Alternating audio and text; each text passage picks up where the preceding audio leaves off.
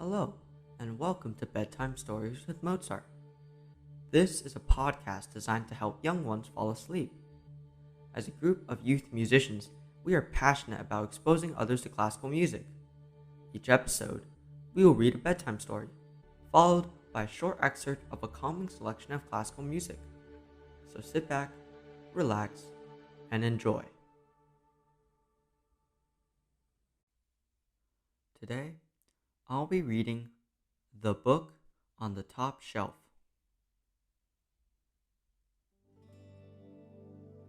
Every morning before going to school, Galen would stand in front of their bookshelf in the living room. He would focus his sights on one book. The book was titled The Greatest Explorer That Never Was. It was kept on the top shelf. His mom would always read it to him when he was feeling sad, and lately, he'd always been feeling sad. He would stare at it and try to think of a way to get to the top of the shelf and retrieve the book. He thought about asking his dad for help, but his dad had been spending more time in his office. He was on his own for this one, and he was okay with that. He saw it as a challenge he needed to overcome, and this was his test. At school, he would draw up plans on how he would do it. First, he planned on using the ladder they had at home. It was kept in their shed. He was sure that this plan would work, so when he got home, he executed the plan. He threw his bag on the couch in the living room and ran to the shed. There, he found their ladder. The success of his plan hinged on that ladder. He had his hands on the ladder and tried to carry it. Immediately, he realized that the plan was a failure. The ladder was too heavy for him to carry from the shed to the living room. This would not do. And so, he left the shed defeated and went back to his room. He took out the notebook that he'd written his plans on. He crossed out using a ladder. He went to bed that night, determined to come up with a new plan that would work. His next plan was to use his mom's old trampoline. Using it would allow him to jump high enough, reach the top of the shelf, grab the book, and land on the ground. He dragged the trampoline in front of the shelf. He looked up at the ceiling then, at the trampoline, and then back at the ceiling again.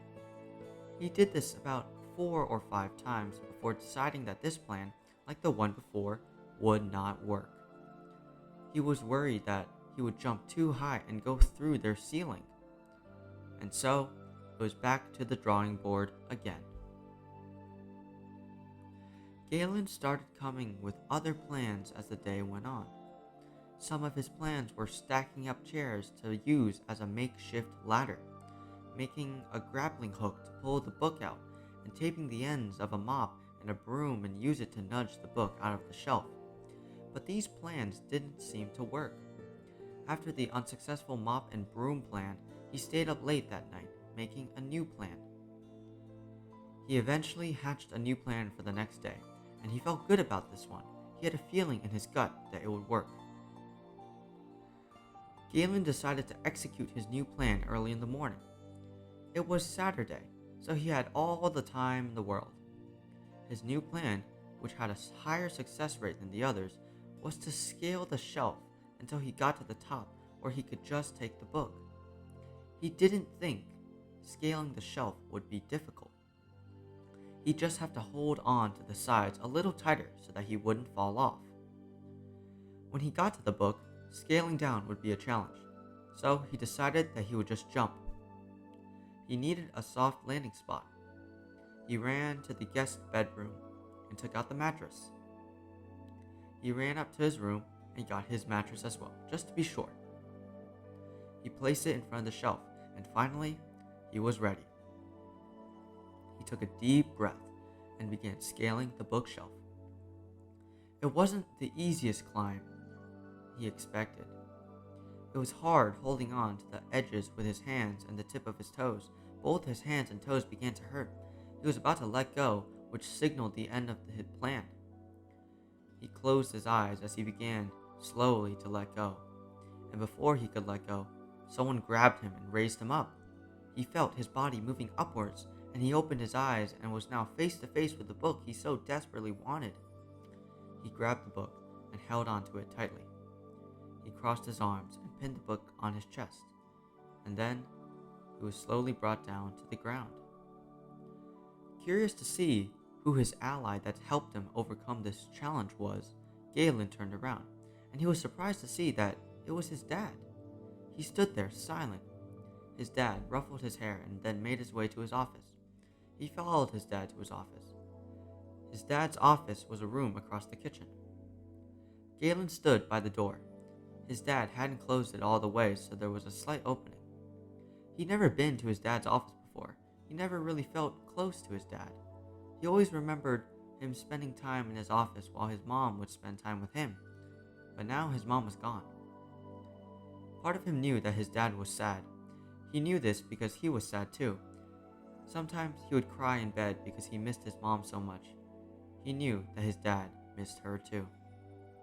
He held on to the book tighter, took a deep breath, and knocked on the door. Before his dad could say anything, he let himself in. His dad was sitting on a chair by the desk. He just stood there, silently. His dad smiled at him, but his eyes looked sad. His dad held out his hand. He walked closer to his dad and handed the book over to him. His dad looked at the book cover. The letters of the title were shiny. Below the title was the author's name. It was his mother's name. Tears ran down his dad's eyes. His dad quickly wiped his tears with his shirt sleeve and set the book down on the table. His dad picked him up and sat him on the chair next to his. He took the book, gave Galen a little smile, and then began reading it out loud. As his dad was reading the story, Galen had this feeling that his mom was there, listening to the story with them. He couldn't help but smile. Deep in his heart, he knew that his mom would always be with them.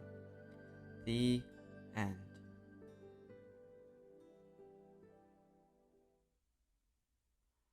Thanks for listening. Be sure to remember to follow so you never miss an episode. Now, you'll be hearing the Sibelius Violin Concerto, third movement, performed by Nicolas. Good night.